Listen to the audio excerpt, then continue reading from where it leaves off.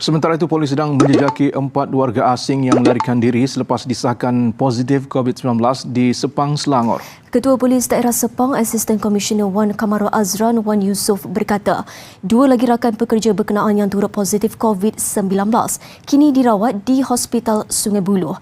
Tambah ACP Wan Kamarul Azran, pada 13 Mei lalu, sebuah syarikat pembinaan jalan di Lukut, Negeri Sembilan membuat saringan COVID-19 ke atas 26 pekerjanya yang menetap di rumah kongsi di Sepang. 5 hari kemudian, pihak hospital memaklumkan melalui telefon bahawa seorang pekerja Indonesia disahkan dijangkiti COVID-19 dan suspek dibawa ke Hospital Sungai Buloh.